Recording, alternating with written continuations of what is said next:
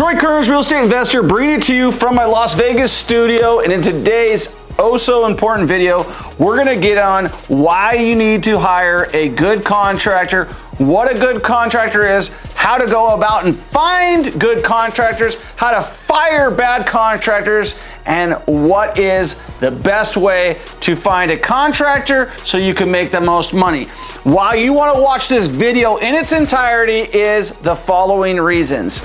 Having a great contractor will either cost you thousands of dollars or make you thousands of dollars. And those thousands could be tens of thousands, could be hundreds of thousands, or could be millions of dollars, depending on what size of flip you're doing and what kind of contractor is doing it.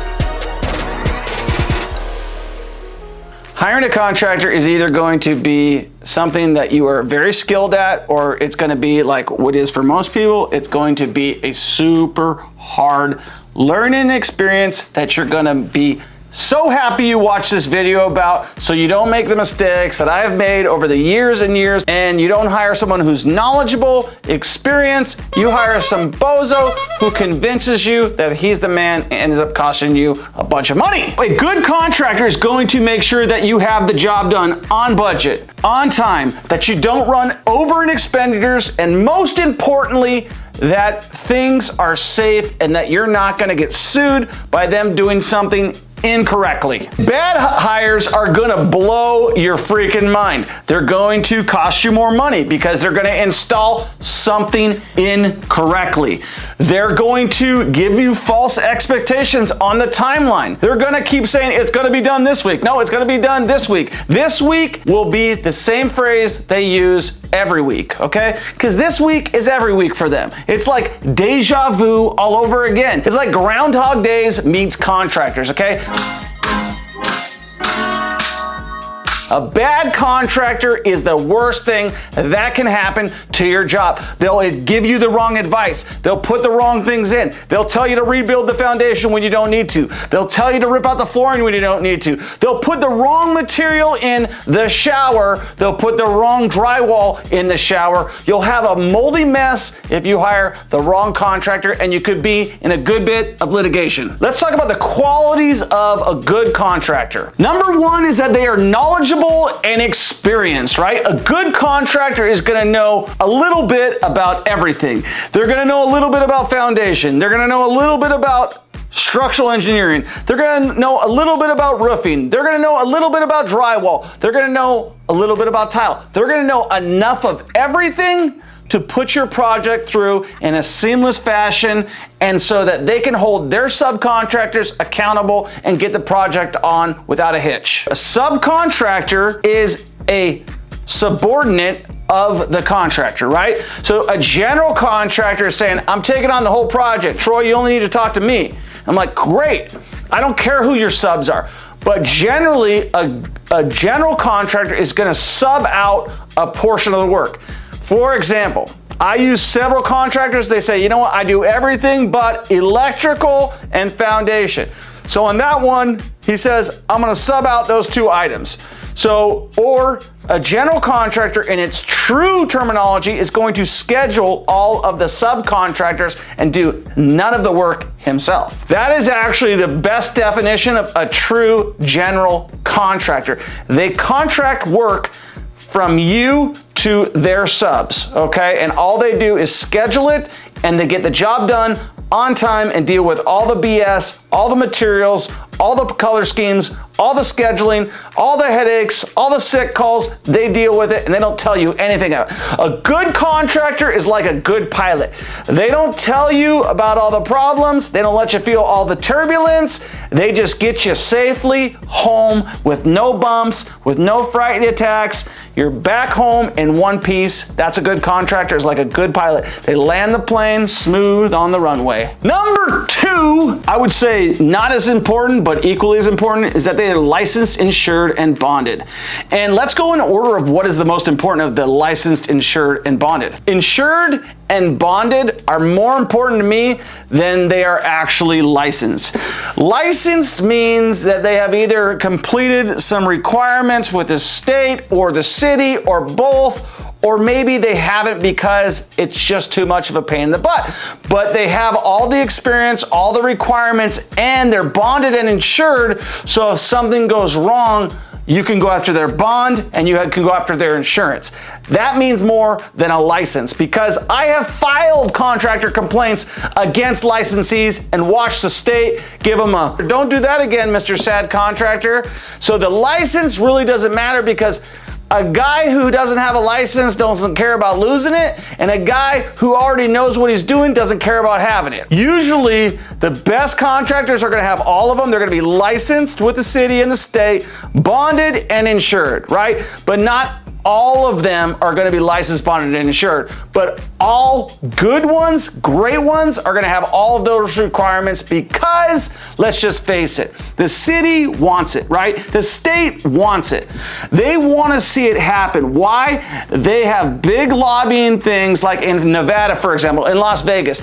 In Clark County, Nevada, if you're caught 3 times as a contractor contracting without a license, you will go to jail. You will go to jail. It's because we have a super strong contractors board. What is that a code word for? That means they are protecting their group by making the standards for those who don't have the license so severe that nobody is going to do it. The only time you're gonna hope that they're licensed, insured, and bonded is when you go after them, right? Because that's when everything goes and hits the fan. A lot of times these guys will work under somebody else's license. So you wanna make sure that the person's license that they're working under actually is okay with it, because that will cause problems down the road too. Like, for example, they say, hey, I'm using this company right here. That's where I pull my permits under. It's like, well, who are you insured and bonded under? Well, I don't have that. I just pull my permits under this guy's license. That's no good for you. Don't hire that guy. Just so you know, a license is a requirement set by the state or the city that says this contractor meets our requirements. They are now licensed. We are regulating them. If you have a complaint, you file it with us. And bond is a monetary instrument. They default on your job. You have something to go after and get paid for. And insurance is something that protects you from negligence and liability of the contractor. Something that if they tender it to their insurance, you can go after them, right? Generally, bad contractors have no insurance, bad contractors have no bond, and have no license. And listen, hiring a general contractor with none of these requirements is generally not a good idea, especially if you're brand new to invest in. You wanna make sure they have everything, okay? Unless it's somebody that you've dealt with in the past, some sort of family member, relative that you know, that you trust, that you guys are doing this job on your own, and you know what you're doing, then hire a licensed, bonded, and insured contractor. Licensed in your state, insured in your state, and bonded in your state. Make sure you check the state's website. They all have them for license lookup. Number 3 of the most important qualities of a contractor is they are able to give a clear pricing structure. What does that mean? Well, we don't know what we're gonna get until we open up the walls. That's the old contractor, man. A good contractor is gonna be like, I don't need to open up the walls. I know there's 2x4s and insulation behind there. And if it's wet, I know it by touching it. So a good contractor is gonna be like, all right, I need a new meter can. He knows what codes he needs to follow. He knows what upgrades the state's gonna require, what upgrades the city's gonna require, and he's gonna be able to see your vision to completion and be able to bid accordingly. Versus a bad contractor who's going to bait and switch you and then hook you into a change order and say, well, we never talked about that. And what is a change order? A change order is saying, hey, I'm gonna bill you more money because this is different than what we originally agreed upon. And change orders are loved by contractors. They're used as a tool to get you to pay more money for something that you may have discussed, but you don't have in writing. Number 4, they must possess good leadership skills. And this is truly, truly important. Good contractors do not get defeated, okay? They know how to take charge and pull the strings where they need to be pulled. They know how to fire a sub when a sub doesn't show up. They know how to communicate with you when something goes wrong. They wear big boy pants, okay? When they screw up, they own it, okay? A good contractor has all of those qualities and more. And number 5, they've got excellent communication skills. What does that mean? Like I said, they know how to communicate in their jargon, and then they know how to communicate with you. Right? They're gonna talk to the plumber in a certain way, and then they're gonna tell you everything's fine. They're gonna tell the plumber, I need you to wire off that joint and put a union over there and do this over there. But to you, they're gonna say, we got all the water issues fixed, okay? A good contractor knows how to communicate with his subs and knows how to use layman's terms for you so you can get a clear idea of what he's doing and so that he can talk his jargon to his guys and make the job go fast and easy for you. A good contractor, when they're supervising people, they're gonna be able to explain things to their employees. They're not gonna say, go paint the house. They're gonna say, paint the house, use an eggshell paint with a flat finish, and trim out the bottom with semi-gloss white, okay?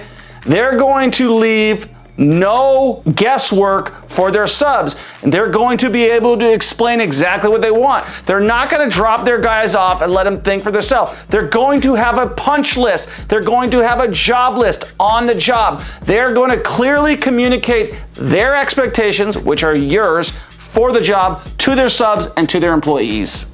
Number 6, they're adaptable. They're like freaking lizards living in the desert, man. A good contractor is adaptable, man. Things go wrong, right? So I am currently my own general contractor of my project in Kansas City, Missouri. We're building a French-style farmhouse. I'm the GC, and guess what's happening? I am adaptable. Why? Because crap goes wrong. We subbed out the wrong dirt guy, okay? And literally the guy says, it's just dirt, right? It's just dirt.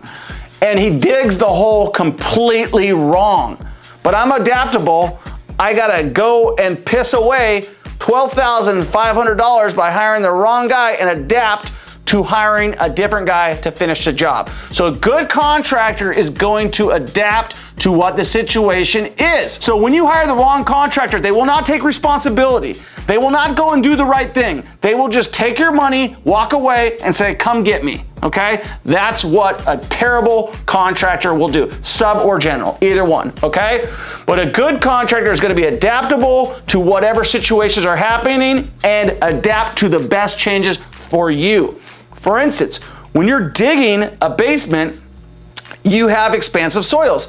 And the way to make sure that the strongest part of your building, your foundation, the strongest part of your structure is your foundation, is anchored to the bedrock, okay? So you put in piers, you adapt because the soil report says you need to. A great contractor is adaptable and they rely on experts to make decisions that are best for you. Number 7, they are freaking effective, okay? These guys are so effective that they make it so worthwhile to hire them. I'll give you an example. I hired a contractor on an apartment building. Check out our 31 unit biggest flip property right here. You're gonna wanna watch that video. I have a contractor doing that whole job for me. Why? I could do it myself. You know what? I am not as efficient as Dale Scott is. Thank you, Dale Scott. I'm not as efficient. I'm not as adaptable, and this property has more problems than I want to deal with. So I'm going to hire someone who's more efficient than me, who's going to get the job done, and it might cost me more money, but guess what it's going to save me? Lots of headaches, lots of time, and it's going to get done faster so that I can focus on what I do best, which is renting out the property. A good contract is so effective and so efficient that they are going to not just rely on themselves, but they're gonna have a rotation of subs. They're gonna have this plumber. That plumber doesn't work out, they got that plumber. This plumber doesn't work out, they got this plumber. That plumber doesn't work out, they got another one. They are effective, okay? When they call in a favor, it's effective because they have a great reputation as being an effective contractor. They've been there, they've done that, they've seen it, they are effective. They know the obstacles before before they see them. So if I was going to tell you anything, I was going to tell you one thing to do today, one thing that you need to do with a contractor, I would tell you subscribe to the channel, hit the like button, hit the notification button, and don't hire a contract without a license, without a bond, without insurance. Don't do it. And one more thing, do not ever front your money to your contractor. That's how I lost my money with my dirt guy. It's just dirt. That's how I lost it. Don't do it. Make sure you hire a licensed, bonded, insured contractor. There's plenty of great contractors out there like Dale Scott.